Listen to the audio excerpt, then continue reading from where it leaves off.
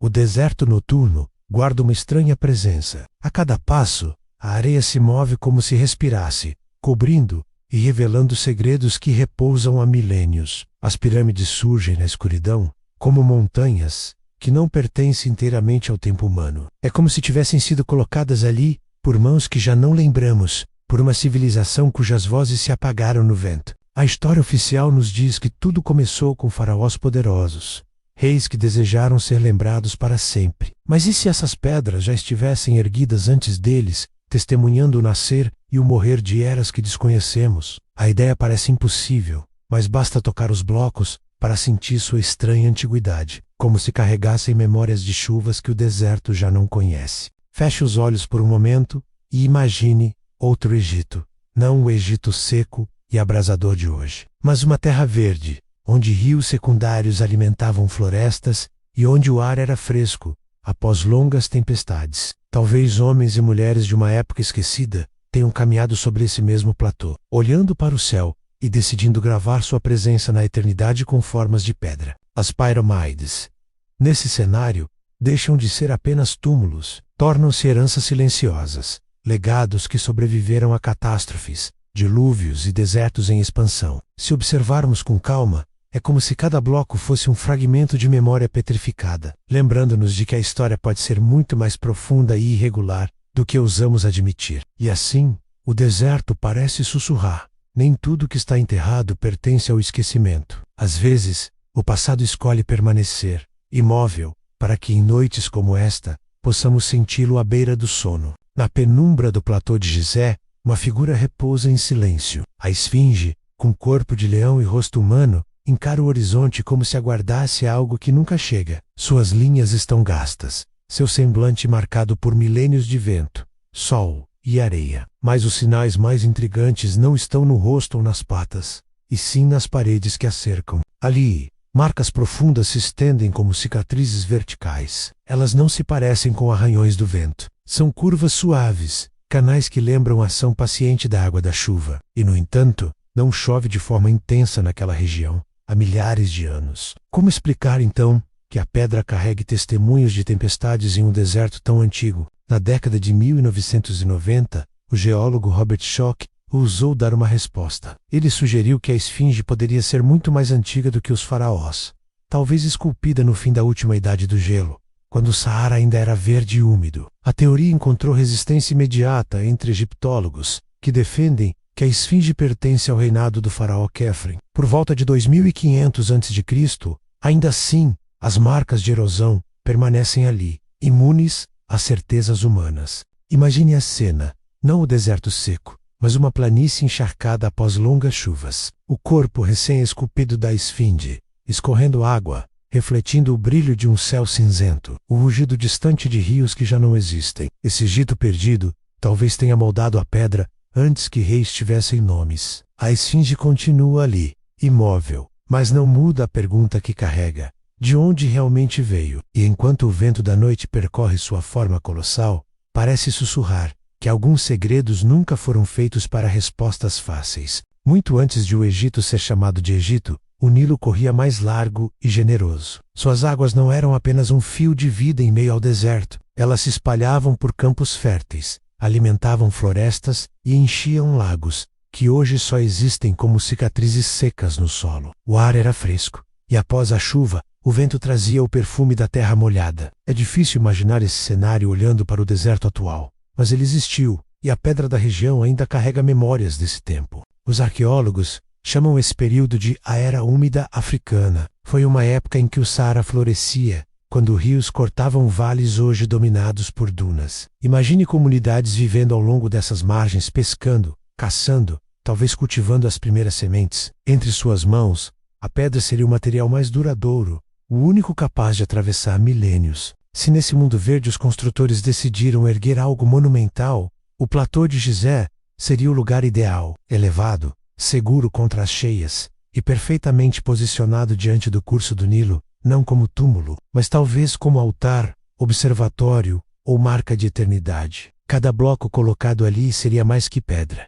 Seria um diálogo com o tempo, uma voz projetada para o futuro. Com o passar das eras, o clima mudou. As chuvas recuaram, os lagos se evaporaram, e a terra fértil se transformou em areia. As comunidades se dispersaram, mas os monumentos, se já existiam, permaneceram. Quando os primeiros faraós chegaram, encontraram no deserto não apenas terra para governar, mas heranças de pedra, esperando para serem reivindicadas. E assim o Nilo Verde desapareceu, mas talvez tenha deixado atrás de si as fundações de uma história que a areia insiste em esconder. Aproximar-se das pirâmides é como entrar em um enigma feito de pedra. De longe, parecem formas geométricas perfeitas, silenciosas e sólidas, mas de perto, revelam detalhes que não se encaixam facilmente nas explicações comuns. Blocos gigantescos, alguns com dezenas de toneladas, foram ajustados com tanta precisão que é quase impossível deslizar uma lâmina entre eles. A versão tradicional diz que homens munidos de ferramentas de cobre, pedras duras e cordas conseguiram cortar, transportar e encaixar cada bloco,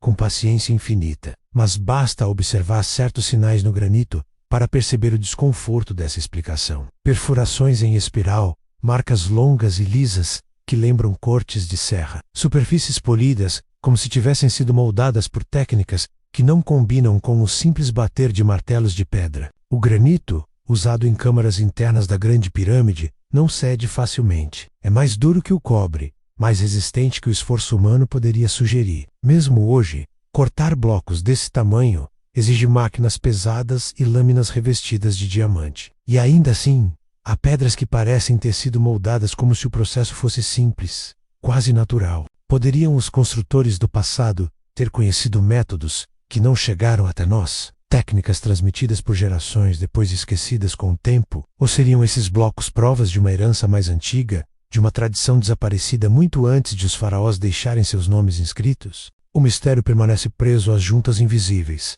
às marcas que resistem ao tempo e às paredes que parecem respirar silêncio. Caminhar entre essas pedras é sentir que elas não pertencem apenas à história oficial. Pertencem a uma memória muito mais antiga, uma memória que se recusa a ser explicada. Como se quisesse nos lembrar de que nem tudo precisa ser compreendido para ser eterno. Quando a noite cai sobre o platô de Gizé, as pirâmides parecem conversar com o céu. Suas linhas firmes não se alinham apenas com a terra, mas também com as estrelas. Há quem diga que a disposição das 3 pirâmides reflete o cinturão de Órion, um desenho cósmico gravado em pedra, como se os construtores quisessem eternizar no chão aquilo que brilha no alto. Esse alinhamento não é um detalhe simples. A Grande Pirâmide, por exemplo, está orientada para o norte verdadeiro, com um erro tão pequeno que ainda hoje seria difícil reproduzir sem instrumentos modernos. E, no entanto, há mais de 4.000 anos, não havia bússolas ou telescópios. Como então explicar tamanha precisão? Alguns estudiosos sugerem que os construtores observavam o movimento lento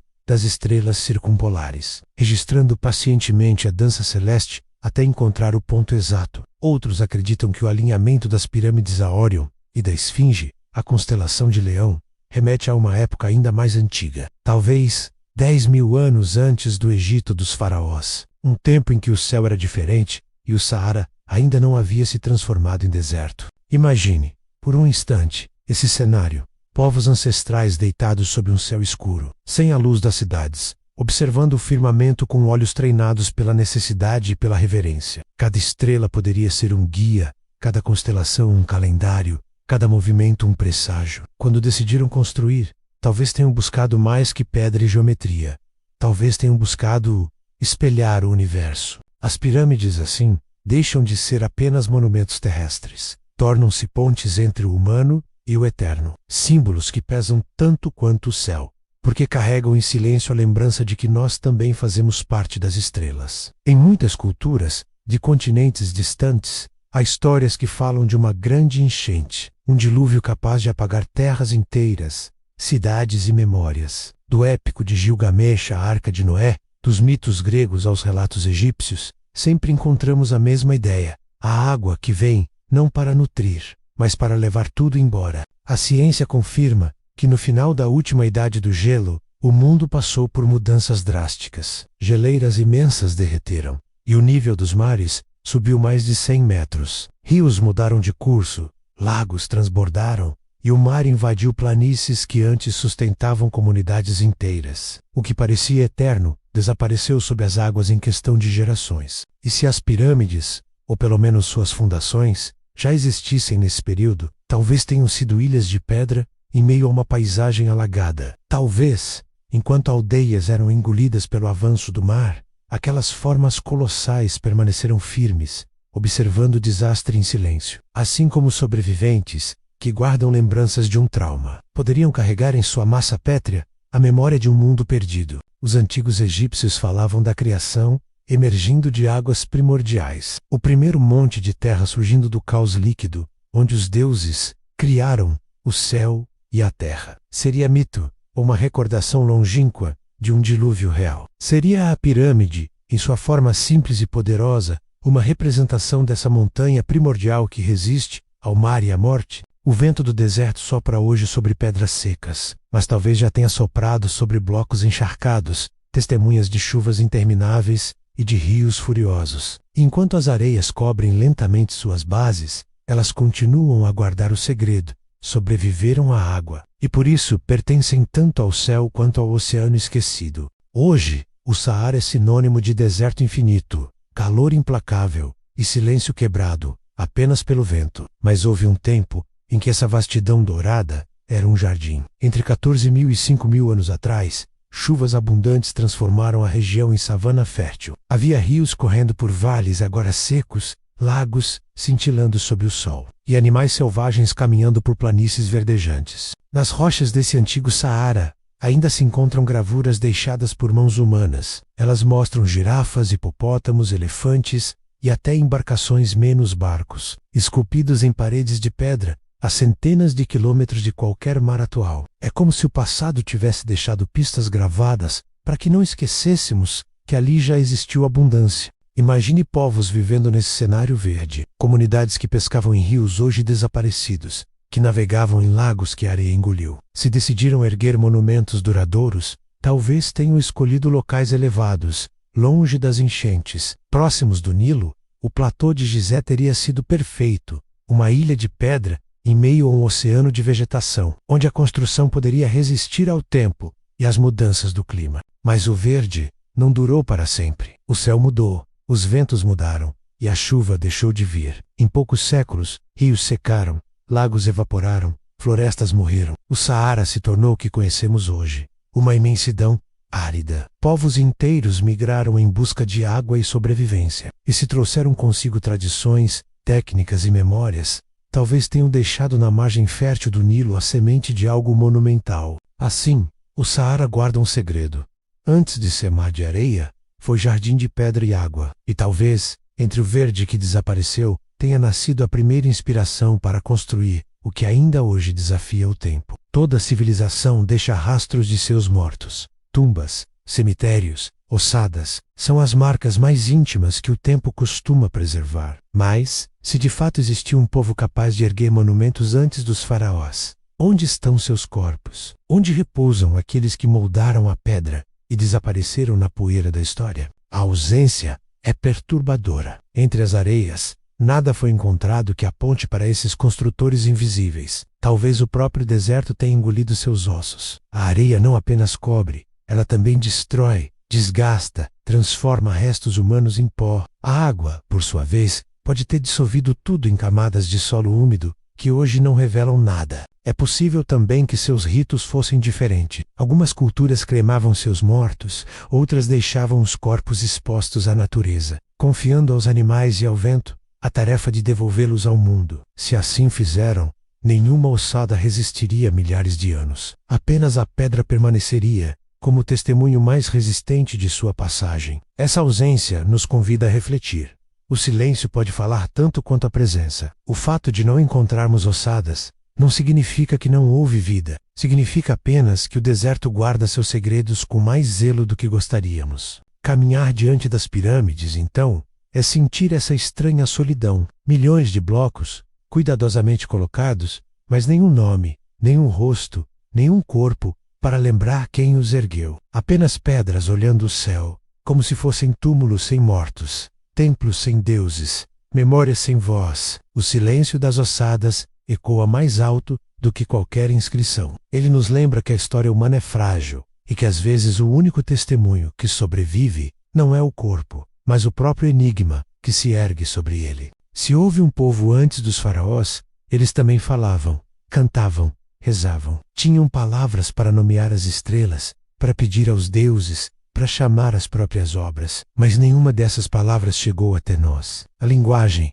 frágil diante do tempo, dissolveu-se como areia levada pelo vento. O Egito que conhecemos deixou hieróglifos, inscrições gravadas em pedra, sinais que resistiram por milênios. Mas antes deles, talvez houvesse uma língua sem escrita, preservada apenas em histórias contadas à beira do fogo ou à margem do rio, vozes que ecoaram durante séculos, mas que se apagaram quando a memória deixou de encontrar ouvidos. Alguns estudiosos sugerem que fragmentos desse idioma perdido possam ter sobrevivido escondidos em nomes de lugares, em palavras antigas, sem origem clara. São vestígios mínimos, fósseis linguísticos, que resistiram como pequenas pedras soltas em um mar de silêncio. Mas nunca teremos certeza. Talvez os mitos dos egípcios mais tardios carreguem sombras dessa herança. Histórias sobre deuses que caminharam na terra, sobre épocas em que o mundo nasceu das águas, sobre reis lendários que governaram antes da história começar. Seriam apenas símbolos, ou seriam lembranças distorcidas de um passado muito mais antigo? O silêncio da língua esquecida é profundo. É como uma sala vazia,